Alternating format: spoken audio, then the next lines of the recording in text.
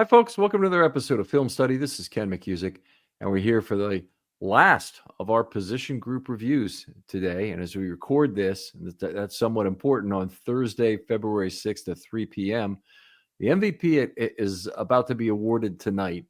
And we're going to discuss the QB position for the Ravens. So we'll have something to say about that, even though you'll listen to this after that's already been decided. Joining me for this is Sam Njoku. Sam, how you doing? Pretty good. Thanks for having me back. Wish I was returning under different circumstances, seeing as how the Ravens season is over, but definitely enjoying talking football and the most important position in this here National Football League. Yeah, well, this is there's not a lot to talk about in terms of the backups here. Although there's some question about how the Ravens move forward in 2025. But Lamar Jackson finished his seventh season. He was healthy for the second straight year. The most important thing that played basically the entire season, though only a few snaps for Josh Johnson and mop-up duty. The MVP tonight. Are you expecting him to win?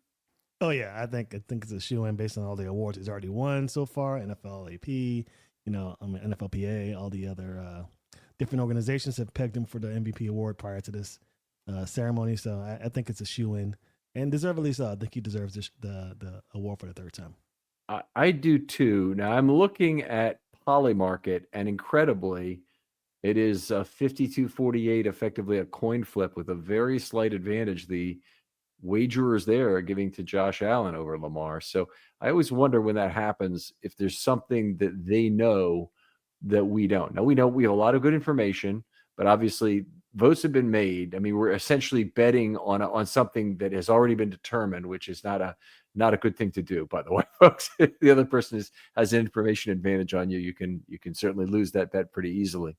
But uh, the all pro voting in particular was very lopsided, much more lopsided than people are really saying. But Joe Burrow got 9 votes that he took away from the combination of Jackson and Allen. One of those came from Jackson, who was named on 49 out of 50 ballots, and the other 8 came from Allen. So he really would have to completely flip in terms of being dropped on the ballot further down than second, say, on a lot of the ballots where he was named already for this to reverse. And I'm having a really hard time understanding how that might happen. Yeah, and what I understand, I believe that this ballot was in the same Same sheet 50 as people. the yeah. Yep. So the same people voting for All Pro are voting for the MVP. So that just leads me to believe this is likely going to be a third MVP award for Lamar Jackson. Again, Joe Burrow definitely. I understand the notion about putting him All Pro. He had a very very dominant season, but again, all signs are pointing to Lamar getting it, and Joe Burrow doesn't make the playoffs, so make it a little more easier for you to lean Lamar, and then the stats overwhelmingly favor Lamar over Josh Allen. So third MVP, Yeah. I believe, on the way. Yeah, I think you're right. I mean, I think obviously the unadjusted stats are very much in favor of Lamar, and then you hear things like, well, it's a narrative award, it's about big wins, it's about this. Well, the Ravens had more big wins than anybody. They were 9-3 against winning teams. The Bills were 3-3 against winning teams. But they say, no, we beat the number 1 seed in both conferences. Okay, that's true. And yet it's not nearly as impressive as the Ravens record. And particularly when you adjust for the quality of opponent, it becomes no contest. And that's why the stats like DVOA, which are adjusted for opponent, show Jackson with an enormous lead over Allen in DR and his statistics that are opponent adjusted. So uh, to me, I think the other one I hear a lot is that the quality of the remainder of the team with the Ravens gave Lamar too much of an advantage. How do you respond to that?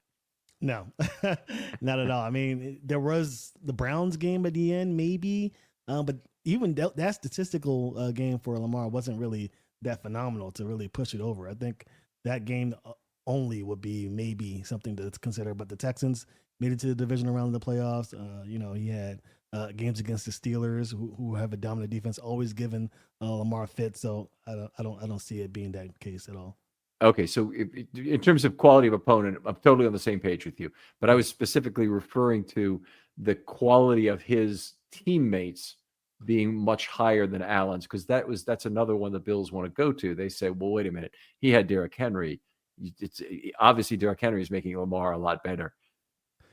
I think Lamar is making Derrick Henry better in some aspects. And I think a lot of people need to realize the way the scheme is formed for Derrick Henry to have success. One of the reasons Derrick Henry wanted to come here is because it takes away so much pressure from Derrick Henry because of what Lamar is able to do and what Todd Monken is able to scheme up. So in that regard, I don't agree with that whatsoever. Also, James Cook is a phenomenal running back in his own right. And I think he complements Josh Allen very well. So I think, if you want to make a case, you want to argue for Josh Allen, that's one thing you can go for, the Pro Bowls and what have you. But when it comes down to it, when it comes down to the film and what we see stats-wise, these two teams are very similar in their production with their players. Of course, I'm going to take, Mark Andrews over whoever the Bills have. And Kincaid, I like Zay Flowers this year and all of that stuff. But, when it comes down to it, I think less about the supporting cast, more about what the players are able to do on the field. And I think Lamar shines in that right.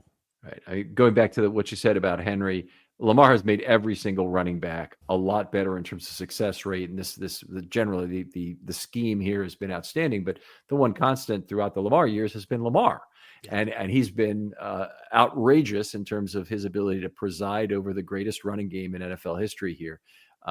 They were second in yards per carry in the history of the game here. Henry improved personally from a 49.3% career success rate with Tennessee to 58.8%, which was and I actually was unaware of this. There's another player this year who had a higher success rate than Derrick Henry. Can you tell me who it might have been? I was shocked by this when I saw it. I'm guessing if you're shocked, it can't be Saquon.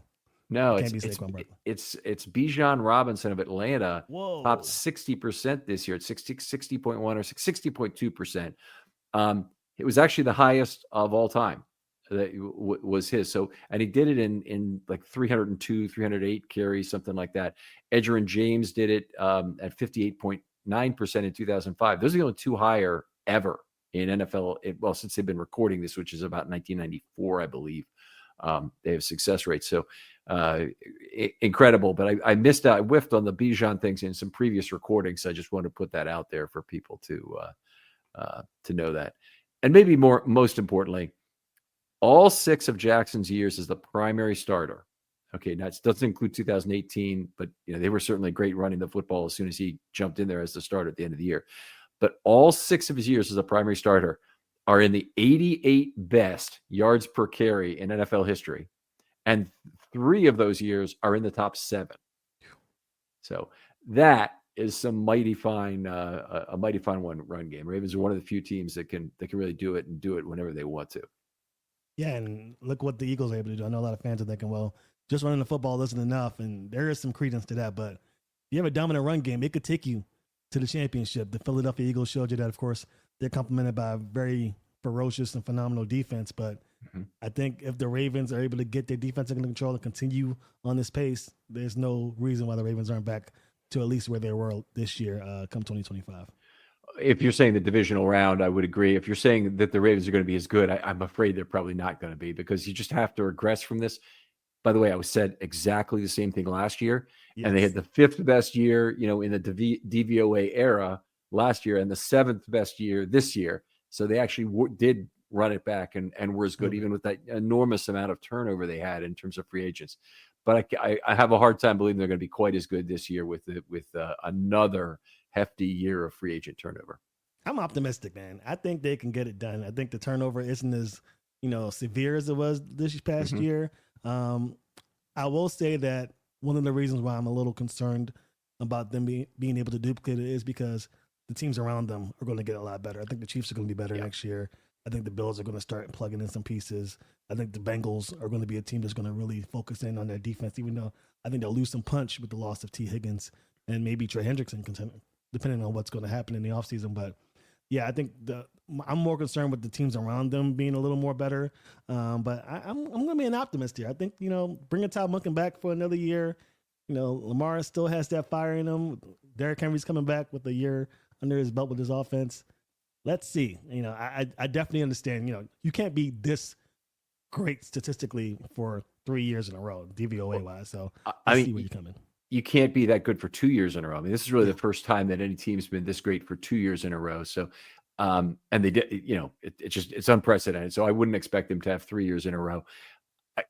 It really sucks that we're talking about Kansas City going for a three-peat here now, and the Ravens have been this good for 2 years. So that's obviously the next hurdle. But I want to get back to what you said about Todd Monken here and Jackson's relationship within Todd Monken's offense, because I'm very happy, by the way, Todd Monken re-signed.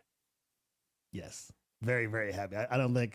There were some scary moments in the hiring portion of this offseason where I thought, ooh, some teams might actually go and grab this guy and get their guy. But thankfully for the Ravens and Lamar Jackson in particular, he comes back. It's a huge win for the Ravens. I think the Ravens rewarded him with an extension that befits his role with this offense, because he is by far probably the second most important guy on the team, opposite Lamar Jackson. Well, maybe Derrick Henry, but I think you get my point. He's phenomenal. He's important. As a coach. Yeah. The offense is still very much built around Lamar. Monken, I think, has done a wonderful job of assimilating a lot of things he had to. He came in and had a team that was very good at running the football, very good at doing certain things.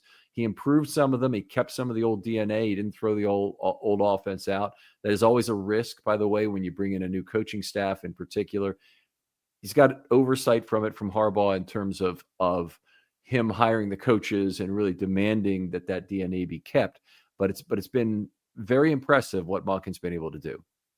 Yeah, and some of that, you mentioned it, John Harbaugh deserves some credit for that. I think he did not want to change this offense when Greg Roman left, and he wanted to get a coach that he knew could come in and kind of build upon it. So Todd Monken's done a phenomenal job of that. I think year one, we were hoping that maybe he had some, some passing attack fire, but he only had a few short months to get this offense going. So I was really looking forward to the building upon the 2023 season this year in 2024.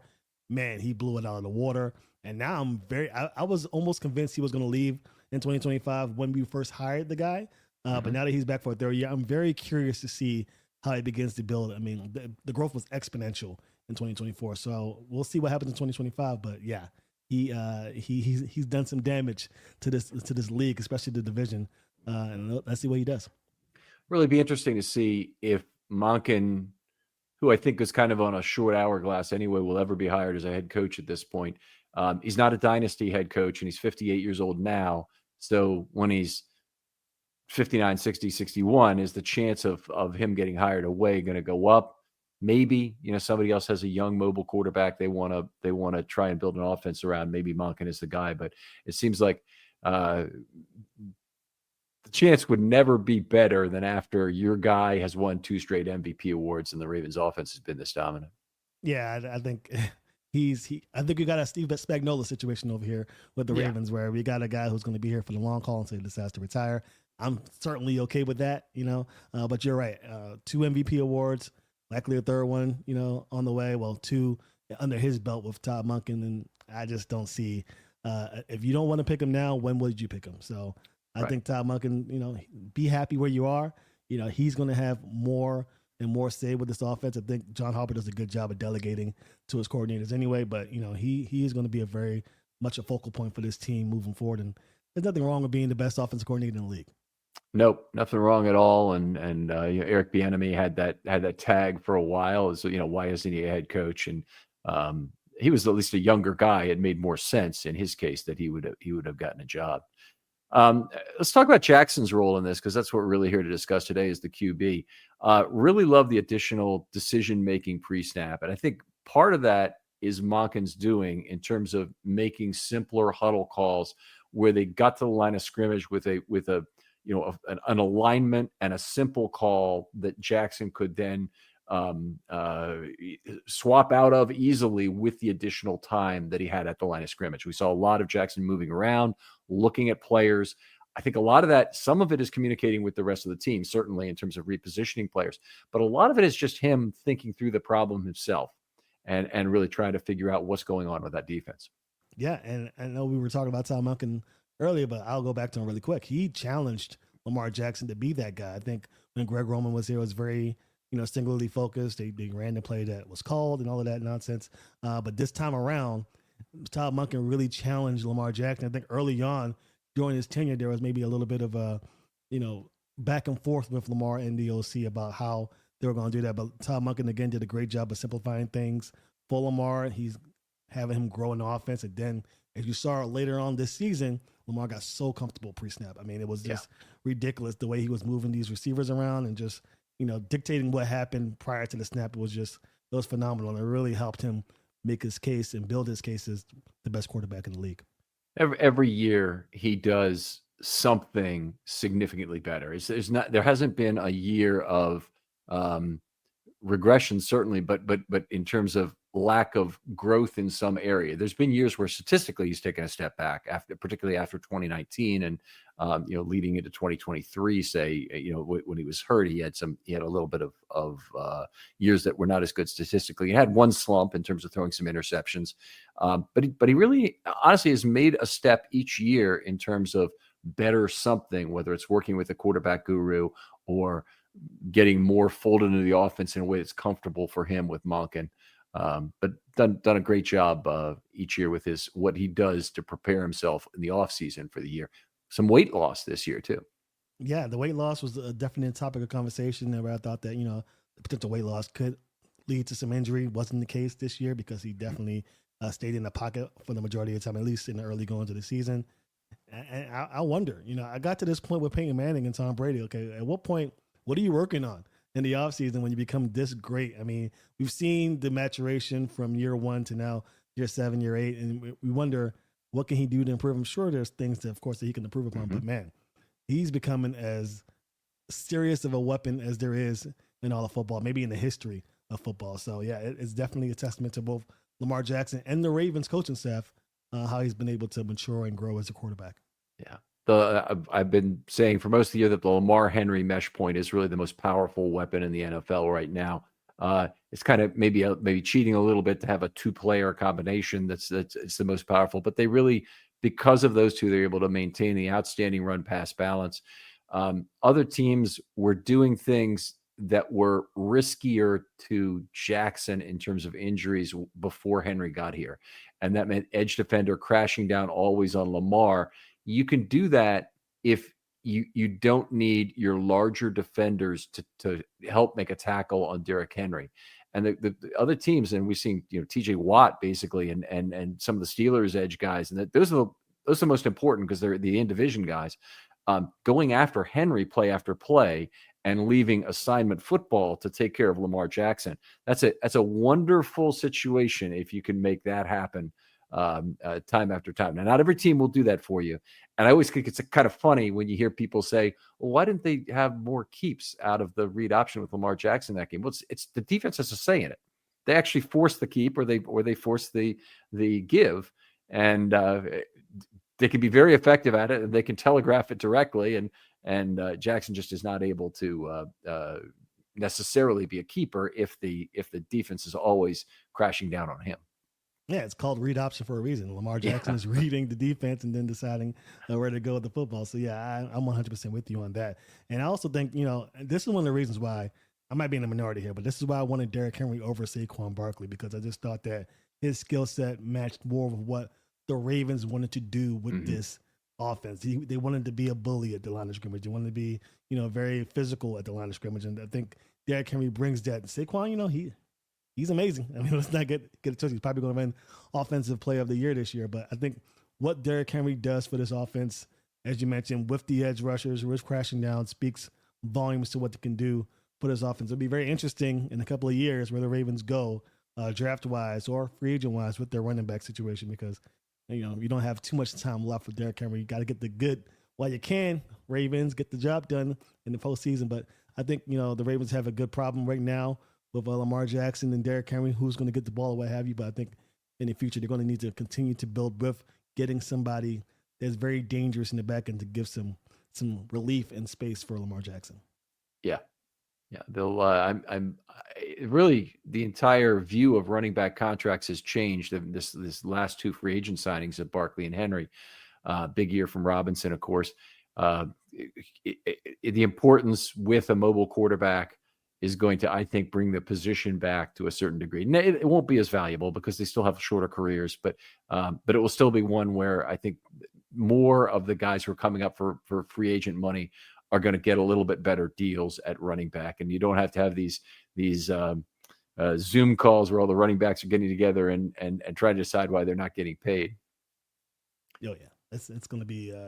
I think it's not again. It's a passing league still, but as you mentioned, the running backs definitely Saquon and Derrick Henry made these running backs a lot of money with their play, and I think moving forward there'll be some dollars associated with the running back position, but not like it was before. As you mentioned, it's not as it was, unfortunately. Ravens, of course, one of the few teams that can run for positive EPA per play.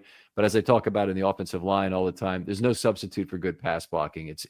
There are larger wagers on pass plays than there are run plays consistently. In fact, you can think of it, if you're in a casino, pass plays are the $100 table minimum, and the run plays are the $5 table.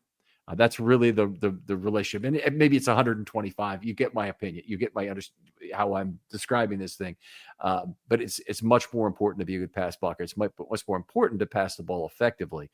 But the Ravens' ability to run the ball effectively, even when the opponent knows it's coming, has allowed them to be really much better at closing out games, particularly in 24, than they had been in some previous years. Oh yeah, I mean it's definitely showing on the stat line. I think a lot of Ravens fans early in the season were concerned, oh, the Ravens don't know how to close out games. They were still finding themselves. I think you got later on in the year, the Ravens knew when to put their foot on the throat of their opponent and just run the ball down and kind of end it. I think, it's kind of unfair, really. And you really have to build your team around stopping the Ravens. I think the Steelers are the only team in the league until recently that were building themselves to stop this. And they kind of got away from that a little bit, but it's going to be tough to stop this when you have a team that's very effective running the football. When you have two very big linemen and Daniel Falele and Voorhees when he was active, it's a problem for offensive or defensive coordinators to deal with. And I think moving forward, I think the Ravens will continue to build upon that. They're not going to shy away from being physical. Of course, they want to get better in the passing game a little bit. I guess how do you get better when you're quarterback has the touchdown interception ratio the way they did, but all in all, I think the Ravens are in the right place on offense, and it starts with the run game. Much improved spread in that passing attack in particular. A great use of multiple receivers. He did have improvement in his MVP season in 23 in terms of using more receivers, and a lot of that is tied to reduced tight end targets that they had. Ravens under Roman have been highly reliant on the tight end group. They had 195 tight end targets in 22 when they were the heaviest team in basically NFL history. I don't need to go into that story again. Dropped to 110 in 23, which is a precipitous drop. And that's even though Andrews missed some time, but likely came in and played a lot. So you still would expect that kind of a drop. Back up to 138 this year. And that's one of the real stories of the Ravens is this phenomenal 2-year success throwing to the tight ends. It's been in less targets, 110 and 138, but the 2-year passer rating throwing to the tight ends, 143.5. And actually, it's one of these strange things. 141.3 and 141.6 were the two individual years, but the 2 years put together are 143.5 because of the way the maximums work in the categories. I asked for people to say what had been another great pair of tight end years in a row. In 2010 and 11, Gronkowski and Hernandez is really the group that compares, and they had more targets and more total productivity. But the Ravens, on a per target productivity basis, are right up there at the very top. Yeah, and I was going to mention, I think a reason for that is probably what the Patriots did very well. A lot of 12 and 13 personnel, two tight ends on the field. Who are you going to guard? Do you have the linebackers to guard both?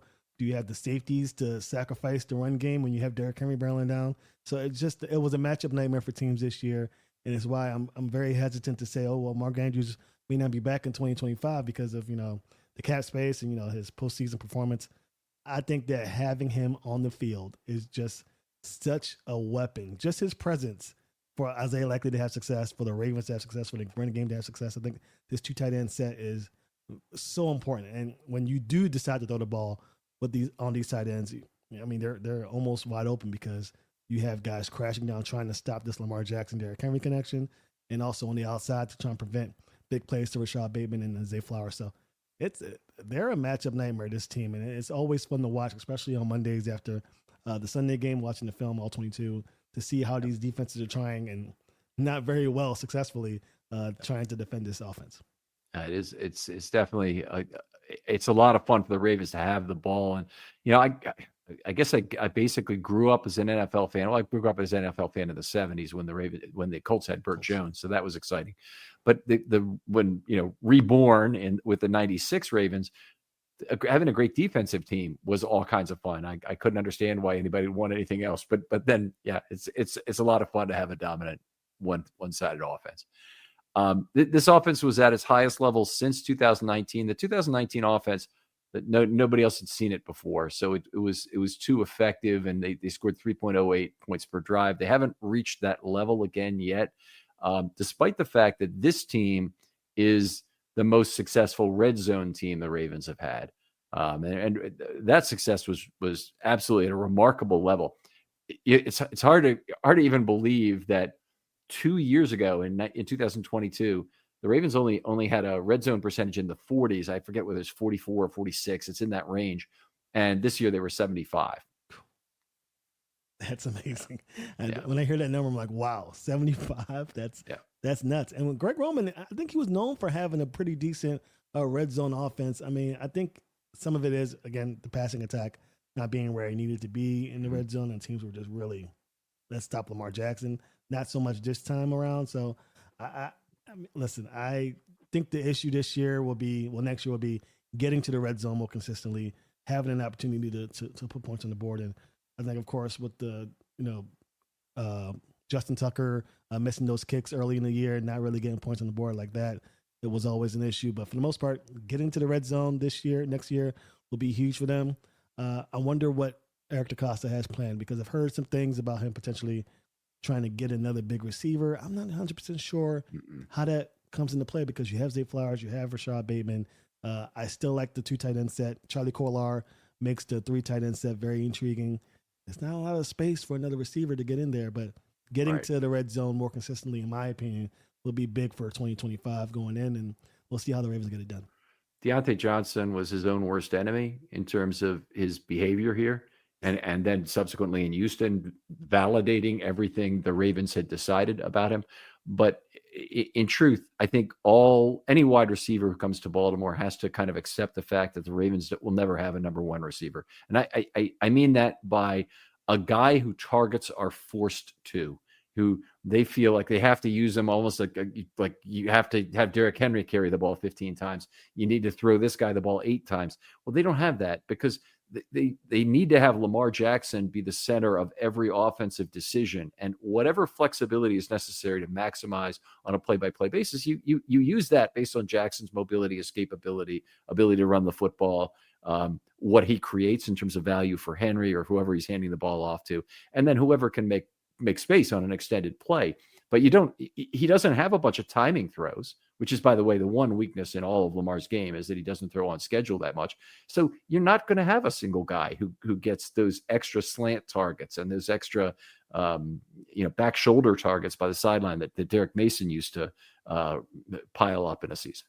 Yeah, and I think Rashad Bateman struggled with that, because I think his skill set definitely leaned towards more of having a timing quarterback, having a guy there that can make those slants. But as the season progressed, he got more acclimated to dealing with Lamar Jackson, being able to extend plays, being able to maneuver in zone and get that pocket and just sit there and wait for Lamar to find him. So, yeah, you're absolutely right. I don't think this offense will ever have a number 1 receiver. It doesn't really need a number 1 receiver, because what you're essentially doing in that regard is taking plays away from Derrick Henry, which you don't want to do. Or take him away from Lamar Jackson. Exactly. Yep. Very, very good point. So I think the Ravens would be remiss if they went that route. I think they could find a supplemental guy. I like Tylan Wallace. I like the guys they have in the room right now. If you want to build upon and get better as a team, I get it. But I think all in all, this offense is fantastic as is. Maybe, make some shifting in the offensive line, make some moves there. But for the most part, this team is fantastic. Didn't get it done, unfortunately, but this offense is, I think, top notch, and maybe the defense maybe needs some tweaks, but I think all in all, this offense is where it needs to be. And the red zone offense, as you mentioned, is a huge part of their success, and I believe that should continue in 2025. They've got some. If it is always tricky to do what they want to do in terms of getting receivers. Bateman may be unhappy with his contract now. I don't really know. In terms of wanting that, there may be an extension coming after one more season. I don't think it's coming before this season. The Ravens have too much value in the contract to give up on it, and too many mouths to feed, frankly. Otherwise, to make that be an option. But I think the Ravens are probably going to stick with the draft as the way to find receivers, as opposed to going out and signing anybody. And that should probably include avoiding mid-range contacts on receivers too, like a $5 million deal for an Aguilar or something. It's just, it's not, I don't think it's a real value proposition. If they want to go out and get a guy who they think is a special teams ace who's also a fourth receiver who also can run block. I mean, basically, I'm talking about Tylan Wallace, or if you think back a few years, Kelly Washington really had most of those characteristics in terms of being a guy who would be good there. I don't think they otherwise go after a receiver in free agency. I think all of the times, and my ears just ache or my eyes really ache as soon as I see the Twitter crowd jump up and talk about, make it happen, Ravens, get this number one receiver who's out there. It's not only is it not necessary, it's really counterproductive. And I want people there should be some pain that people feel for having this opinion. Okay. And the first is you got to understand what Odell Beckham did to this organization in 24 and again will do in 25, because there's still dead money left. That hurts the team because they did a post June 1 release on him. So I believe he's still got dead money on the cap in 25 even. I mean, that money is important. You can't just throw it away like it's a party favor. And that's what people would like to do. They want to take a 1 year view of the cap, and they want to, say, damn tomorrow and we'll just go with this year. Absolutely hate that approach. Yeah, I do too. And the Saints are a prime example of that. The Saints just ruined their cap space to kind of keep the window alive for Drew Brees. And I just thought the Ravens made a good point. I think even before Ozzie Newsome retired, as they weren't going to be that team to really sell their soul for one big shot at the championship. They were going to try and be a team that's consistently good throughout the years, keep the window open for as long as possible, and really make hard decisions with the cap if necessary. We saw it last year. We've seen it in the past with other prominent Ravens. So I agree with you. I think the one player, and I'm just being greedy with it, that I would think would be kind of cool to have in this offense would be Deebo Samuel, if he were to find a way here, just because of what he can do with this offensive running attack. But with the way Rashad Bateman has played, with the way Zay Flowers has played this year, there's just no way he fits into this offense. So I agree with you.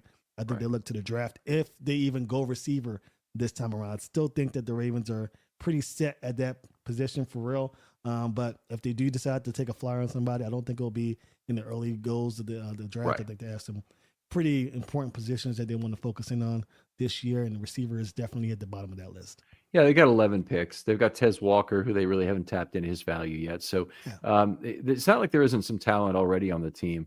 They did a really good job this last year of showing, and they've done this with veteran pass rushers before at a high level.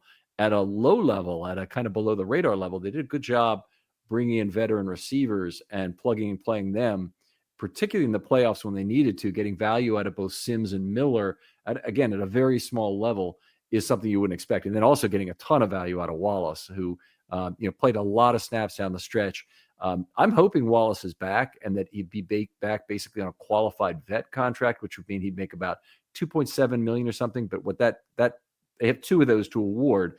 Basically, they pay him the vet minimum, then they give him an extra $1 million that doesn't count against the cap. And that creates a sticky position for that player, because you have to play 4 consecutive years with the team in order to qualify for it. So they have two they can give it away. And the two players, Harrison had it this year, had the only one they allowed. But the two players who I think deserve it this year are, one is Wallace, and the second is Ricard, who honestly should not make that much above it anyway. So you might as well give him $1.5 million and an extra $1 million that doesn't cost you if you can sign him for $2.5 million.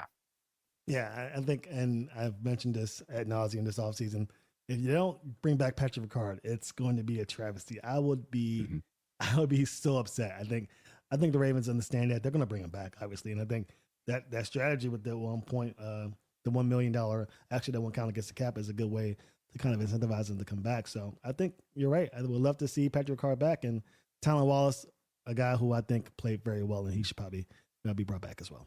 I think they'll both be back. Wallace is the one who scares me a little more because he could get an offer that he can't refuse, like 2 years, $8 million or somebody. Somebody could say, "Well, we want that in our run game."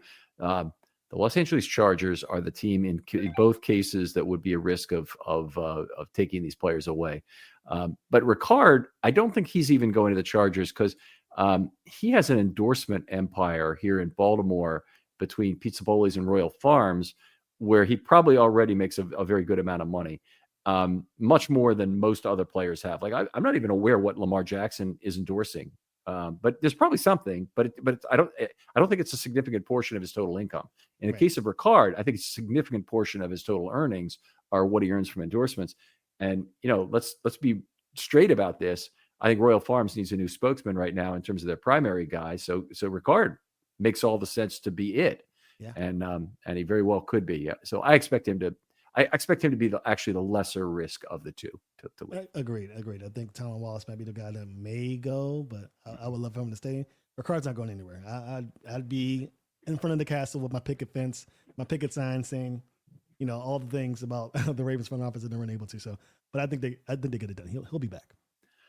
All right, let's talk about some of the themes from Lamar's seasons and 2024 season in particular.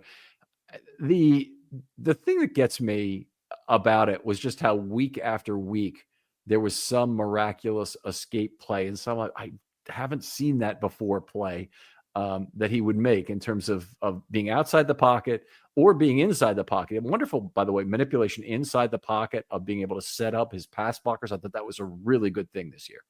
I loved it. I'm glad you mentioned that. His ability, his pocket presence is phenomenal. His ability to help his offensive line with the movement within that pocket, phenomenal. So I think that was a huge part of his game this year. And I think, again, his escapability. I think Ravens fans, some are a little spoiled in the fact that what he does every day, they probably don't even bat an eye anymore when he does some things. But the rest of the national media looks at it and go, "Oh, wow, here's Lamar Jackson again." So we need to appreciate that. I think he's done very well for himself.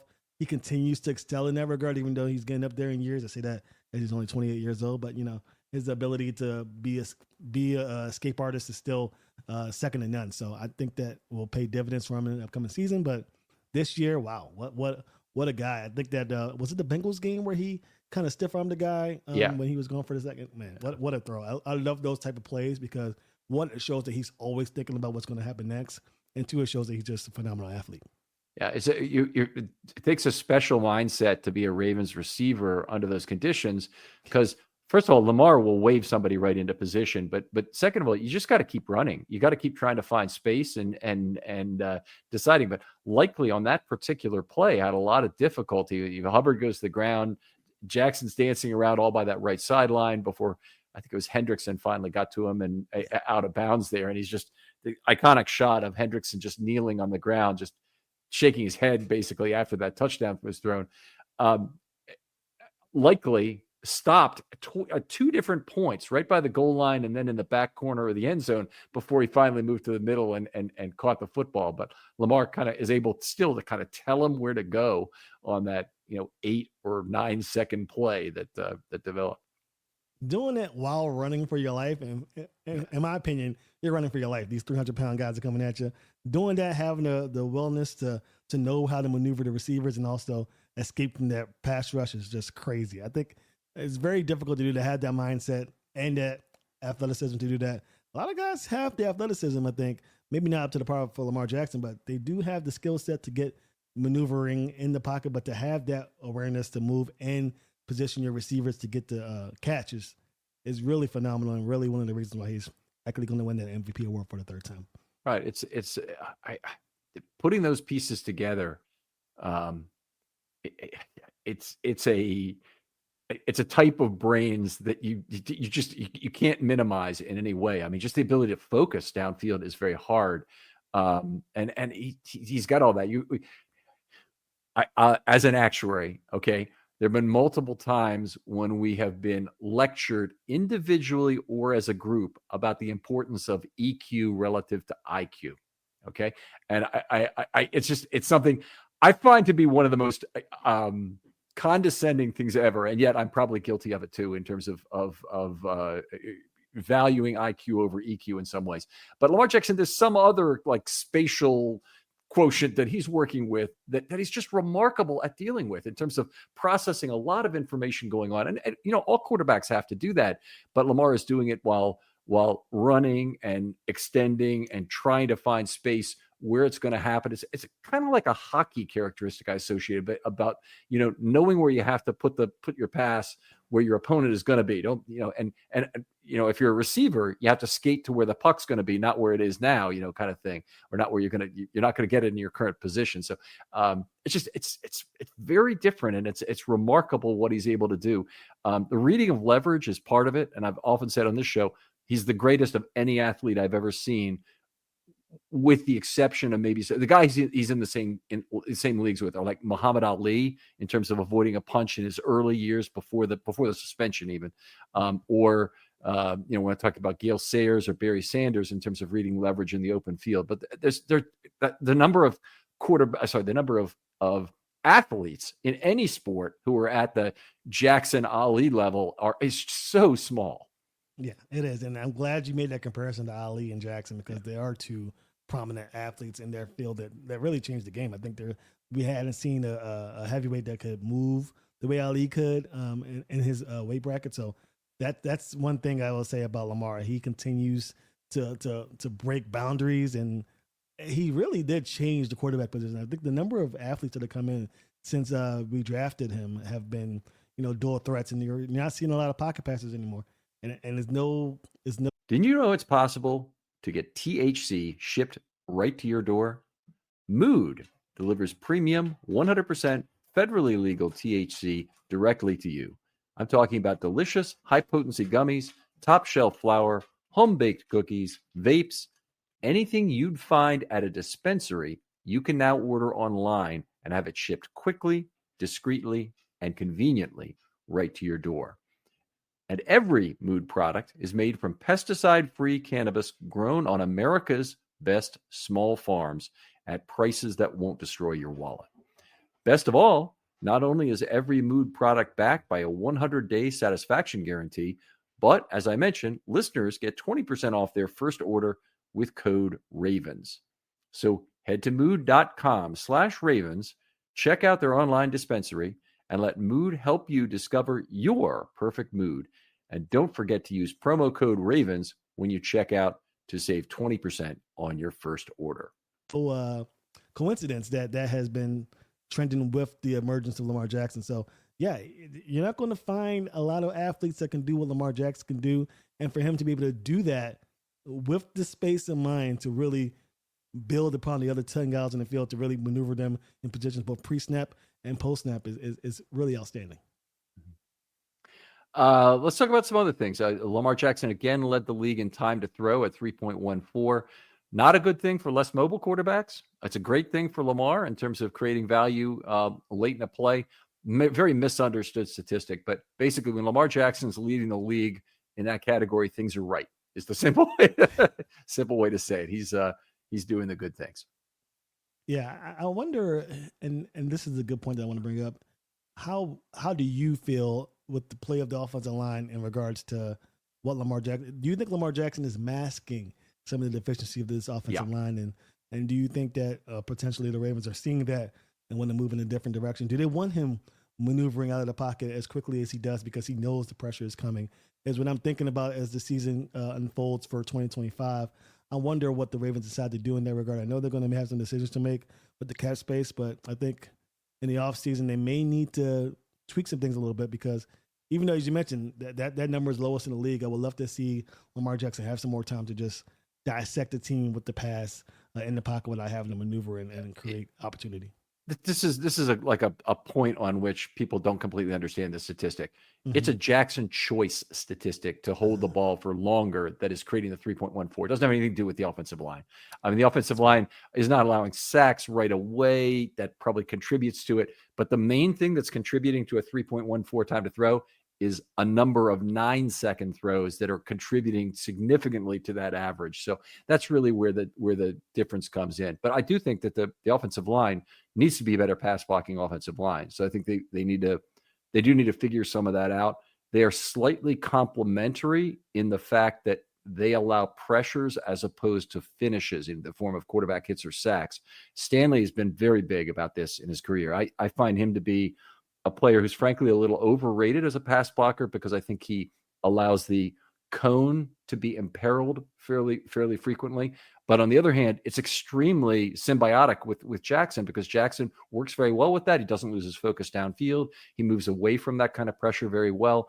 And so by minimizing hits and sacks, I think Stanley has done a very good job. And the Ravens overall are good at that. Linderbaum gives up a lot of pressure right up the middle that is probably less costly to Jackson than it could be. McCary has allowed some of that. As a group, it's not a great pass blocking line. Hopefully they can get somebody they really like who can improve the pass blocking level and also not take a step back in terms of run blocking. Where again, I think it's a good run blocking line. I don't think it's a great run blocking line either. I think it's just okay. The thing I'd like to see is a guard, a big guard again on the left side. I think that's where I was going with that. I wouldn't be remiss if I wasn't disappointed if they brought Patrick McCarry back for a second go around with this unit as a whole. I think that there is some opportunity to improve that position, and I think that helps out Tyler Linderbaum as well moving forward. But depending on who is the left tackle, I think Lamar will be good to go. I agree with you completely with what Ronnie Stanley does on the field. He does allow a lot of pressure, but again, Lamar Jackson's so good at climbing that ladder, escaping it, and giving Ronnie Stanley time to reaffirm position and all of that stuff. So that they work very well together. So I'll be interested to see if the Ravens move on from Ronnie Stanley and move Rosengard into that left side, if that synergy continues. Yeah, it will very well could, because I think the big question about Rosengarten is anchor. Yeah. It's not Mirror. Mirror is excellent. It's anchor. And I think he could be a similar left tackle to Stanley. I'm not based on the year they had where he was completely helped the entire year. I'm just not convinced that he's ready to go there yet. We'll see. We may see out of necessity. And we'll eventually see, I'm sure, at some point in his career that he moves over the left side. But some guys are better suited for that right side for a lot of reasons. For one thing, Jackson can see the pressure better, obviously, on that side coming from his non-blind side. Yeah. But there's something else going on there, is that a lot of teams play with a bigger right tackle to try and get run push there. I don't think the Ravens really need that. It'd be interesting to see bring another big guy in next to Faalele. If you had Orlando Brown over there, would it be a big advantage? But I think also the Ravens have to figure out where they're not going to spend money. And right now, not spending money on a couple offensive line positions would be good, which means you have to go to the draft to get that talent. Yeah, I think I agree with you. I think the draft is where they go for it. I would much rather them focus on the defense. I think Eric Costa made some mentions about adding some safeties to really help. Yeah, better with the disruption there. So I think the focus might be on the defense, but I'd be happy if they added a guard there. I'd be okay with the big guard at the left side to really create this unit that continues to grow as they build around Lamar Jackson. Yeah, and it doesn't have to be a guy who has to play right away. I think Voorhees had one good game late in the year that indicates to me he's probably the guy they'll start with in 2024. But they may switch riders. Voorhees may get hurt. Faalele may get hurt. They may need a replacement. I do think the one thing, and this is I think this is going to really upset some people, but I think Faalele is a stone cold lock to be the starting right guard come the season opener. His last 5 games are simply outstanding, and I'd be very surprised if the Ravens replace him. In fact, I think they'll probably try and extend him before the season begins. Oh yeah, fans, you might be upset about it, but I think if you watch the film, you wouldn't be. I think one of the knocks on Daniel Faalele, and the ones that I had, was that could you afford to allow him to grow in that spot as the season progressed? So in the beginning of the season, you knew he was green and he was learning the position, and could you afford to allow him to learn and grow as you tried to obtain a spot in the postseason? And once you got that postseason lock, you did your job as a coach. You gambled, you rolled the dice, and you succeeded. And Daniel Faalele has been phenomenal in that. He's exactly what the Ravens wanted in that spot. He has some deficiencies to his game, obviously. Yep. But what he brings to the table is right there in front of you. Defensive linemen do not like dealing with Daniel Filelli. He's just a big guy that can cause some problems. I think in the offseason, I think he'll work on his footwork. How much of that you'll see in 2025 remains to be seen. That's up to him and his camp. But I think, yeah, he's not going anywhere. Daniel Filelli is that right guard for the foreseeable future. And because he's leaning towards the end of that current contract, they're going to have to extend him. It's just one of the things they have to do. And because he has struggled early on, that extension could come pretty soon. They could use this as a way to get him in the cheap and have him grow in an offense and really gain value with that contract. Right. There's certainly divisible benefit on the table. Falele would not want to have a regression season. He just saw it happen to Brandon Stevens, and Stevens cost himself a ton of money this year. And Falele wouldn't want that to happen to him. I think both sides are highly incented to get a deal done. And we finally see some of the physicality out of Falele we really like at the end of this year. The guard market was extremely frothy last year in terms of some outstanding guard contracts being given out, but that's not the long-term history of the National Football League in terms of where you want to spend a lot of money under a cap environment. So I think that there's a pretty good chance that Daniel Falele stays a Raven beyond 2025 would be my call right now. Agreed. And we talked about guards, and we got a guy, Marshall Yanda, that could be heading to Canton. But one of the things that are kind of knocking his potential induction is because he played guard position that is not very highly sought after in the NFL. So, it's one of those things I would love Yanda to get in. I hope he does. I think he will. But it's one of the knocks on him is because the guard position isn't really viewed as highly as that tackle spot. So, yeah, he's a certainty to get in at some point. Sure. Whether that's 6 hours from now or not is a question. Yanda, okay, we'll go on a little tangent here. The offensive line in general has benefited tremendously from the PFF era, where we have weekly grading of offensive line play that's relativized across the league. The All-Pro and Pro Bowl voting in past years before PFF came along is an absolute disgrace in terms of the same guys winning it for multiple years in a row. And, basically, if you're an individual sports writer, you only see 14 football games a year. You don't go back and watch a whole bunch of all 22 on offensive line. And, people didn't do that. The all 22 expectations of sports writers were not very high, in particular, the guys who were doing a lot of this voting. And so you had 8-9 consecutive years. Well, it's understood now that players have bad years at places like guard. And there's a lot of continuity. A player like Yanda is terrifically consistent in his approach and generally was very good at it. But I think he is a beneficiary of the PFF era that he's going to be recognized and will likely go. And I think it could happen tonight. Is it 25 or 30% for him to go? Probably. It's probably not 70%. Terrell Suggs for sure goes tonight, by the way. Absolute sure thing. I'll be shocked and upset if he does not go tonight. But I think Marshall Yanda will go either this year or in the next couple. Jared Allen's the one thing that's got me a little worried about him. Jared Allen hasn't got in yet, and I still think the resume speaks for itself in regards to Terrell Suggs. I think he's leaps and bounds above him in terms of what he's putting on paper. But I think I'm a little nervous for Suggs as well. I would love for both of them to get in. They're both deserving. They will both get in one day, but I would love for them to be first ballot Hall of Famers. Of course, if you're listening, you know the answer to this already. But for us recording this right now, we're waiting in anticipation to see what happens.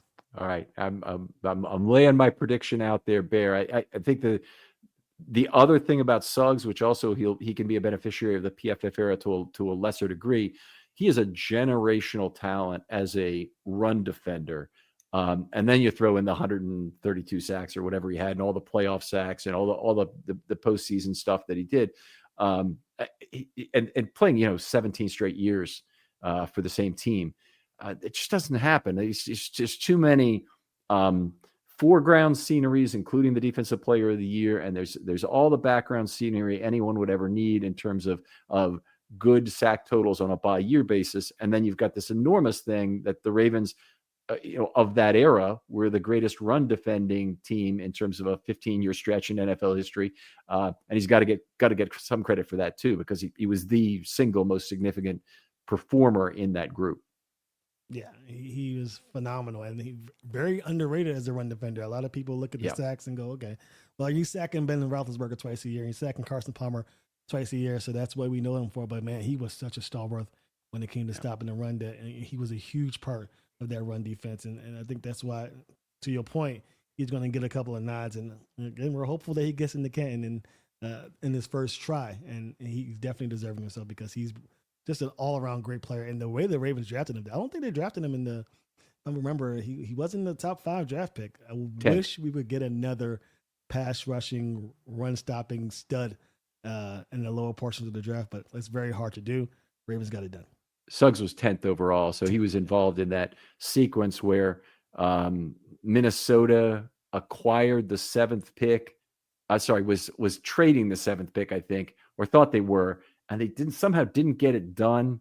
Yes. And they thought they were trading it with the Ravens, and then they end up drafting a good player, Williams, a defensive lineman, and Carolina got Jordan Gross, who was good, and then Byron Leftwich also got drafted in that group. So that was the booby prize. And then after all those 3 picks were finally made, Terrell Suggs was still there, and the Ravens went up and got him. So great pick. I know he was very high on their board.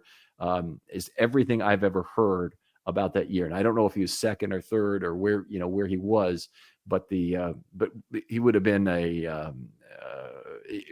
like Kyle Hamilton. It was a kind of a run to the podium situation. Was that the year they drafted Kyle Bowler as well, if I'm not mistaken? They traded back into the first round to get Kyle Bowler, and then that pick in 2004 ended up being Vince Wilfork. So, and I think that's why Isaac Newsom said he'd never do it again, and he only did it one other time, and that was he didn't trade a first round draft pick in the upcoming year, but he did trade up back in the first round to get Lamar Jackson. That was phenomenal, but he didn't have to give up a next year's first round pick, which he said he'd never do again. I'm sure Eric Costa was following suit with that.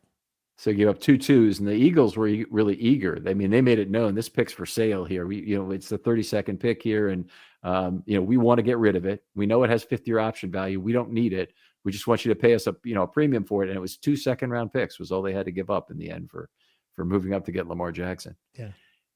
I want to talk about one particular stat for Lamar that I don't think is broadly known, and that's something I call FNTP. It's a stat of my own development, but it's forced not to pass. And it's how many yards per play does Jackson get when he is forced not to pass? So there's two components to that.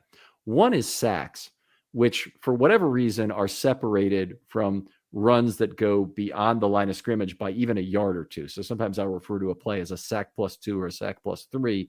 When you get off the field on 3rd down, because you force the quarterback off the spot, you happen to tackle him 2 yards past the line of scrimmage instead of 2 yards behind it. It's really effectively a drive-ending sack you've got on that play. But it includes all of Jackson's scrambles, which includes obviously some phenomenal runs in there. So Jackson had 47 scrambles this year for 414, which is a terrific total, by the way, and 23 sacks allowed for -149, which is not a lot of sacks, and it's not a lot of total yardage either. So his overall, when you combine those two, he had 70 for 360 something, but his 3.8 was his FNTP. That's a phenomenal number. That is just extraordinarily high. And the 1 year he had that was higher was in 2019 when he's incredibly at 5.6 yards per play when either forced to scramble or being sacked. He was probably scrambling a lot that year if I had to guess. He was probably moving. But that's, again, a force not to pass. So that's a situation where he's trying to throw the ball, but he's allowed to run. Man, that is a phenomenal for Lamar Jackson. And, again, that's one of the reasons why the Ravens got him. He's very good at creating positive yardage in situations where it may not be that case. So I think, again, that speaks to what Lamar Jackson is able to do. I don't think there's any quarterback in the history of the game, maybe Michael Vick comes to mind as a guy who's creating positive yardage in those situations. I think Ben Roethlisberger Michael Vick took a lot of sacks. Oh, yeah, he took a lot of sacks. I remember I used to love playing Michael Vick when he was a Falcon, when he played the Ravens, because I knew the Ravens were going to do a good job of getting to him, and he gave the Ravens a lot of opportunities to get sacks on. Lamar Jackson is not that guy. He is going to try his best to create positive yardage, much to the detriment of himself in the divisional round in the playoffs, where he tried to scramble and throw the ball, and that was a fumble, and that's just him trying to make something happen. But for the most part, Lamar Jackson is great at doing that, and I think I'm hoping to see more of that. I think I'm more concerned 32 years, 33 years of age. Is he still that quarterback? Is he going to have to be that guy that stays in the pocket a little more? That remains to be seen. But I think he's done a great job of keeping his body right, tight, low weight, so that he's able to be that maneuverable quarterback. That will really be the question, though, is how much of Lamar's effectiveness and how much can he make up for it with savvy leverage reading at that age, as opposed to losing a lot of his skills because he's not as dangerous a runner. But it is coming, and we saw in fact some drop off in terms of his speed when he was carrying a little bit more weight. That tells you there's a lot of maintenance involved in making sure he stays where he is. And by the way, Michael Vick sacked on 8.94% of his snaps career, and Jackson is at 6.91. So it's a big difference in terms of percentage of plays that go for a sack. Let's talk about 2024 and looking forward to what Jackson needs to do to this. And I have a handful of things, but maybe we just alternate and tell me one thing you want to see different or something you think he has to work hard to maintain in 2025 as opposed to 2024. Okay. Well, I will, man, it's such a difficult thing because I'm trying to separate the performance he had in the Bills game to what he's done throughout the 2024 season. I would love to see him do a better job of throwing the football down the field. I know the offense doesn't really dictate that approach because of what they're able to do. They're essentially fooling the defense on every snap. And are you taking advantage of that misdirection for the opposing defense? The best way to do that is on short and intermediate routes. So, but I would love for him to kind of develop a rapport with Rashad Bateman and Zay Flowers. Well, not Zay Flowers because he's more of an intermediate guy, but Rashad Bateman and whoever else he gets in the offseason, maybe even Tez Walker on those deep routes. I would love to see that. Yeah, that's a good one. We talked about it a little bit earlier. I'd go with on-time throws. I'd like to see more of those. And I don't want to see it just for the sake of it. I want to see it because I think it forces the defense to be further conflicted in terms of what they do. So you increase Bateman's value specifically as a route runner and what he can do in terms of wiggle at the top of the stem and forcing a defensive back to make the wrong move. You increase that value if you're willing to make an on-time throw to him. But to do so, you're giving up on some of the other value that Lamar gives you. But again, it's just like having a spread of receivers. In this case, you're having a spread of methodology or a spread of scheme to put that additional fear in the opponent. And that's what I would like to see if I had to pick one thing about him playing the position differently. And I've got other things I want him to be better at, but that's I think one of the really big ones. Yeah, I think also I would love to see him improve. I think he did improve in 2024, but it's outside the number throws. I think he still has some refinement to his footwork to work on.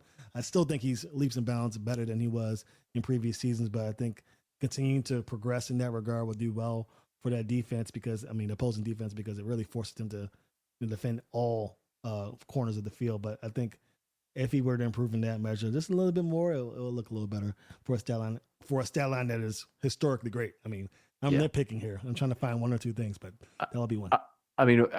For one thing, I hope Ravens fans are realistic about this. That it's just he's not going to be able to repeat the 2024 season. And I said the same thing after 2019. And in fact, he has repeated it 6 years later, 5 years later, right? In terms of being as good a quarterback. But I think the chance of him actually repeating the season he just had is virtually non-existent. So it's going to have to be a matter of becoming more efficient at a couple of things, dealing with some of the things defenses take away from him, and dealing with some of his own loss of effectiveness from a historic season. I mean, he's the fourth highest QB rating of all time. He's going to regress to a level, to a more average Lamar Jackson career level. At the very least, and not to mention the fact that he really hasn't been hurt the last 2 years. So not in a significant way anyway. So if that were to happen, that would obviously force a significant and fairly immediate regression, I would think, in terms of his stats. Yeah. And that's very true. I think we need to be a little less optimistic with this. Again, how are you going to duplicate this historic? You mentioned fourth best passer rating of all time. I mean, he's not going to duplicate that, right? I mean, he could. I mean, I never say never, but the likelihood of that is very slim. So we shouldn't deem a lesser output in 2025 as a failure, but we should just appreciate the season he's had this year and hope that the little refinements in his game takes away some of the loss of explosive, Lamar Jackson-ness in 2025 and beyond. I'll read you my list of what I had on this exact same show a year ago of what I wanted for 2024 improvements, and we'll see if he made it on these. The first was I wanted to see better pace, to relay the play more quickly, get the team to the line of scrimmage quicker, and deny defensive substitution, among other things. But also, there were many other benefits of that this year. But I think for certain he achieved that one. Oh yeah, without question. I think that might have been his most glaring improvement, is his ability to quickly decipher the play and understand everything that's going on in the line of scrimmage. I mean, that was a phenomenal improvement, and shout outs to his quarterback coach and Tom Monken for helping him make that happen. Yeah, absolutely. I think read the defense better at the line of scrimmage. Check plus for my thing. I think he did a better job of doing it himself. He did a better job talking himself through the problem, and I think he adjusted other players. And probably the lesser component of how he improved there was adjusting other players to be on the proper side he wanted and whatnot. Much less of Lamar Jackson being confused about the play call at the line of scrimmage, I think, too, this year. Oh yeah, check. I mean, it was phenomenal. I think Patrick Mahomes had that issue too in his first 2 years in the league. He was really just doing it based off of talent, and as he got acclimated in the position, he started being very good at also deciphering what the defense was doing. And so Lamar Jackson took that step this year, and that's why he's continuing to be great. And that's why I'm a little more optimistic than most about him being able to get close to his performance this year because of his ability to read what the defense is doing at the line of scrimmage. It's been definitely a huge area of improvement. Audibles would go into that, by the way. I've got one more where I think worked, and that's find the most effective way to lead. He's had some maturity issues on the field before, the punting the football incident, some of the ways he reacts after a delay of game penalty. You just comportment is important, and it's particularly important from the player everybody's looking at. You want the offense to know that, and you don't want the defense to see it in terms of a frustration with his own teammates about what's going on. And a lot of it is on the teammates. The teammates have let him down in some way. He gets pissed off, and the punting the football on the delay of game that he did, that was something that can't happen again.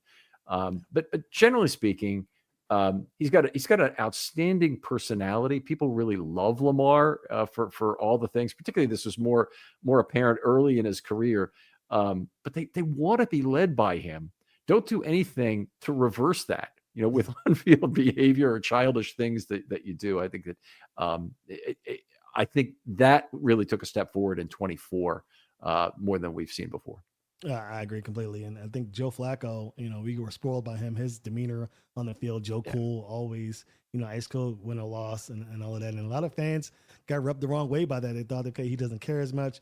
And in the opposite way, you have Lamar Jackson, who seems like he cares so much, but that can also be a detriment for the opposing defense, seeing you have that wavering emotion, and also for your teammates who want to see you succeed as well. And they feel like they're being disappointed by you. So I agree. I think that he did a much better job this year. And, that just comes with age. You get older, you get wiser, you understand the situation in front of you, and you learn how to lead men. And that comes with, unfortunately, practice. And, you don't just, you're not Experience. born a leader. You grow and become that leader. So I like that. I saw that from Lamar this year.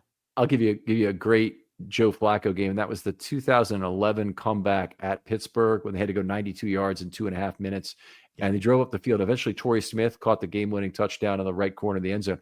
Well, about 4 plays before that, he tried to hit Torrey Smith in the left corner of the end zone. Ball was there. Collinsworth, the way he called it, is catch has got to be made. It is not an easy catch, but this is a championship moment. That catch has simply got to be made. And the way it was always referred, you didn't see Flacco get upset on field, and he didn't generally do that. But the way it was talked about after the fact was just like, okay, next play. And they went right back to Torrey Smith. And after trying some other things, they went right back to Torrey Smith 4 plays later, got him the football and and he scored the game-winning touchdown. So that's a not destroying Smith's confidence somehow with a reactionary, something or other was a great thing. Yeah, and I remember that specifically happening. And Joe was always that type of guy. Next play. It is what it is. Just going on to the next play. And so the team definitely gravitated towards that, and it helped Torrey Smith a bunch. And I remember that catch is so good. Love it when we beat the Steelers, by the way. I love it, especially in those big moments. So definitely appreciated that. And Lamar has those moments as well. He's not really thinking about the next play, but just the frustration on his face. You see he's very animated. Definitely a lot like, the receivers out there in the past. But I love it. I like it. And I think the Ravens gravitate towards it. You just want to see more of a stoic nature and more of a, a demeanor where, okay, we're rallying the troops more so than, oh, I'm disappointed, but let's get it in the next play. I give you one other area where I think he needs to improve. And this is not just him. This is the coaching staff. It's probably, most times I don't blame any offensive play call stuff on Harbaugh directly, but Harbaugh's got to be an oversight on this particular area, is in milking the clock when it's appropriate. And we go back to that AFC divisional game. The Ravens' chance to win that game after the likely sliding grab in the end zone, even had they made the 2-point conversion, was probably still about 20%, because they had to survive the possibility of a game-winning field goal drive from Josh Allen, and they then had to win the game in overtime. So it would have been they had a hard exacta ahead of them, even after the 2-point conversion that they didn't make. So really a hard trifecta to hit. And the problem with that was they didn't run the football. They didn't try and go down in bounds. They didn't try to manage the clock. And this is something, it has not been a strength of the Ravens ever. And I don't think it's the strength of a lot of Ravens teams, but just milking the clock down to the end. It cost them a game in 2016 at Pittsburgh, which is an enormous game. Juszczyk scored, gave when he could have gone down at the 1 yard line, say, or anywhere inside the 2 would have been fine. But then Roethlisberger drove the Steelers down the field for the immaculate extension that scored the game-winning touchdown. That was a mistake that shouldn't have happened. It happened again effectively in this game, and it's whitewashed in a way by the fact that the Ravens missed the 2-point conversion. But it wouldn't have been whitewashed if they had. It would have been a serious problem if they'd have scored too quick. Yeah, and I agree. And again, I chuckled when you mentioned it, because this has been a problem for the Ravens throughout the entirety of their existence. I mean, I'm even going back to the Brian Bellick days. It's just, they just don't have the wherewithal to get it together. And we've talked about it time and time again. It's been harped on more John Harbaugh, and that's probably because John Harbaugh is winning more and these games mean more. But yeah, I think Lamar Jackson needs to take onus on himself too, because he's the guy on the field calling the play. So I think he needs to have the wherewithal to understand the situation and time management to really get the snap done closer to the 0 mark as opposed to the 10-second mark. It's that. It's also the response to the play call. So if Monken comes in and goes red, right, 60, and it's just a formation, get the line of scrimmage quickly, he should be asking, is this a no Moss play? Is this a play where we're not scoring? Is this a play? Should we run the ball here, Todd? Should I check to a run, Todd? He can say all of those things during the time he has before that communication is cut off. And it's important for him to be part of the responsible, group for that decision. And if he says it, by the way, on the headset loop, also Harbaugh can react to that directly. He can kind of overrule in that respect. But there is chatter going on. I don't know what the rules are for radio silence. I'm sure Monken doesn't want to be talked over in terms of when he's giving the play call, but there's also analytics discussions going on and whatnot. I don't know what the rules are for when that has to occur, when that communication has to occur to say, hey, we want to get this first down on 2 downs and you need to do A and B and C and D. I don't know where those discussions come up about any math involved in football. I gotta assume it's got to be early, because sometimes when the Ravens are getting to the line and they're almost 2 seconds before, and it's not because they're trying to milk the clock, is because they're really just running out of time to get the play call in. But yeah, I gotta assume it's early on for them, and I think they do it fairly often. I wouldn't be surprised, because John Harbaugh does routinely have analytics as a part of his game plan. It's worked to some success here for the Ravens in recent years. So wouldn't be surprised by that. But to your point, I agree with you 100%. Lamar Jackson is part of that group. He's the last guy who has the final word before the ball is snapped. So I think he is a part of that. And I think that's something that the Ravens need to address in 2025 because, as you mentioned, if the Ravens get that 2-point conversion, Mark Andrews catches the ball, and we're tied and we're excited with a minute and some change to go in the game. Josh Allen's still a phenomenal quarterback, and he still has the opportunity to, at home, go in and get that field goal. So, to your point, yeah, the Ravens need to get that squared away because that'll have been another heartbreaking loss, but for a completely different reason. Of course, it's whitewashed, but the Mark Andrews drop. But to your point, it is an area of concern.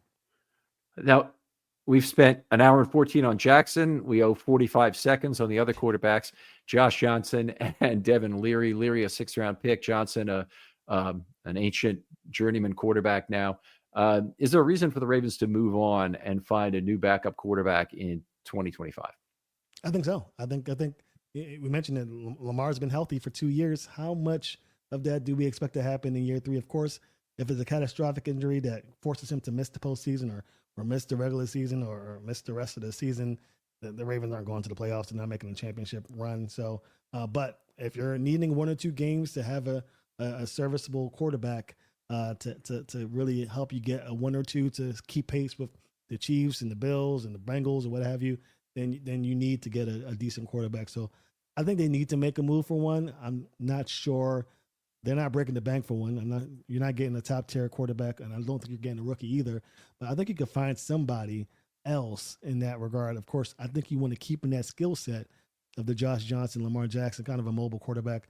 I think Devin Leary, I still don't understand why they drafted Devin Leary. Right. Maybe they see something in him that I don't, but I don't understand the position that they put themselves in with that. But I will hope that the Ravens do make a move for another quarterback. I think if they're talking about getting another mobile quarterback, it will probably be a draft pick. If they're talking about getting a change of pace quarterback, which is what Leary was, then it's a pure pocket passer. Then all options are on the table if they wanted to do that. But I don't see them going out and getting a $6 or $8 million backup quarterback. Period. I think that I don't think this team really can make use of that in the same way, because I think basically the season is over when Lamar Jackson is hurt.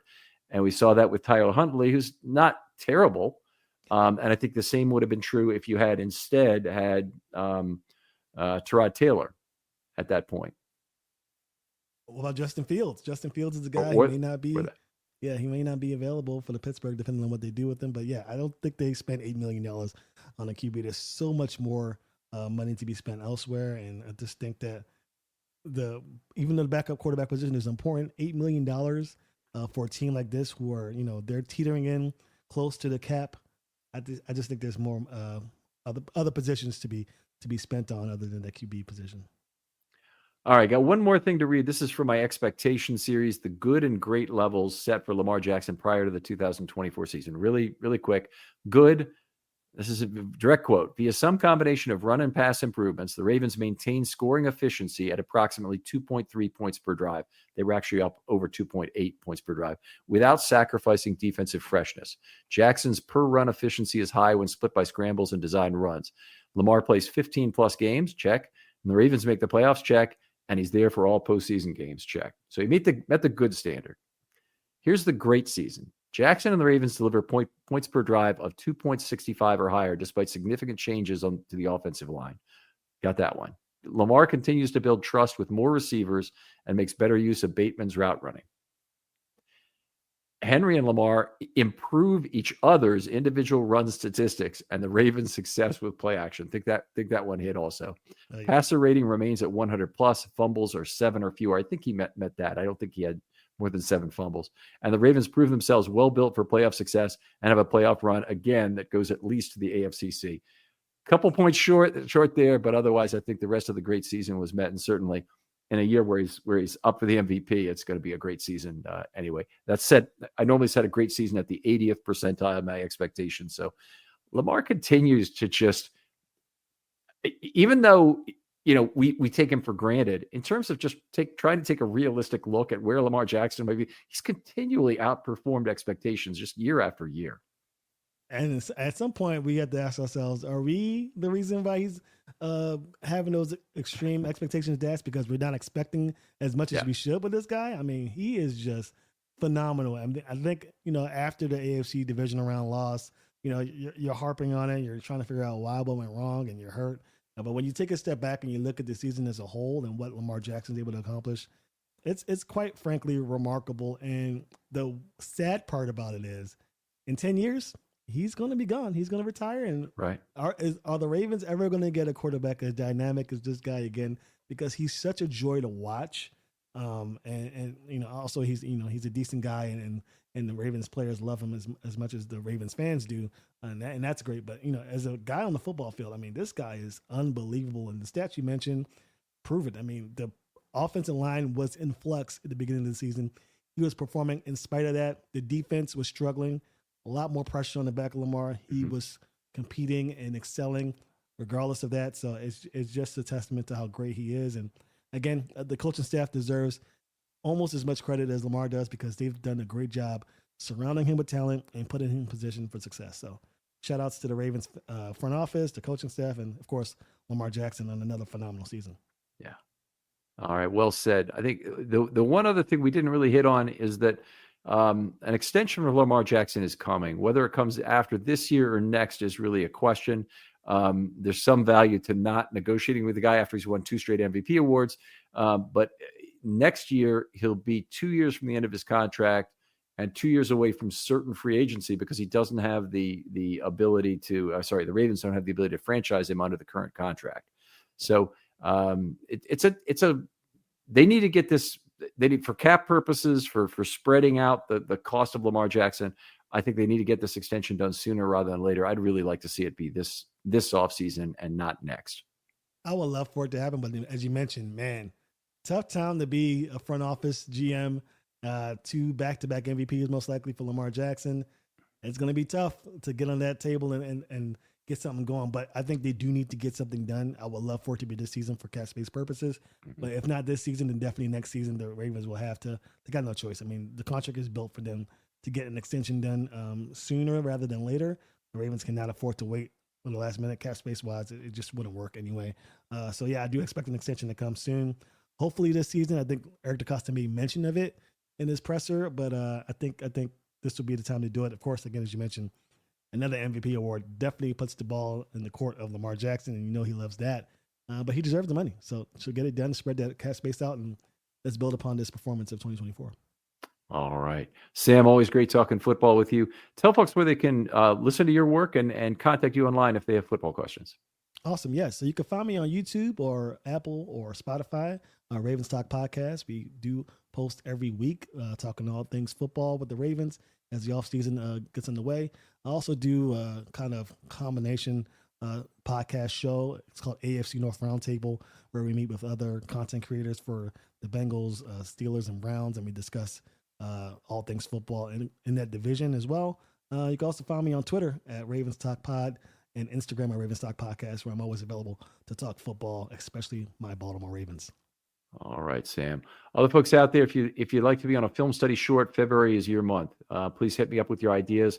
Had a great one we just recorded on basically restructuring and re-signing a number of the Ravens guys this offseason, how this could be done. Great work by at the NFL Analyst. You probably know him as Orange Kool-Aid Drinker, but he did a really good job on it, and it'll post next week. But outstanding stuff that I'd love to see some other shorts like that. His was a 3-part series. If you want to do that stuff, we have time this time of year to do it. But I'm also always interested in 20-minute topics about something you're passionate about the Ravens.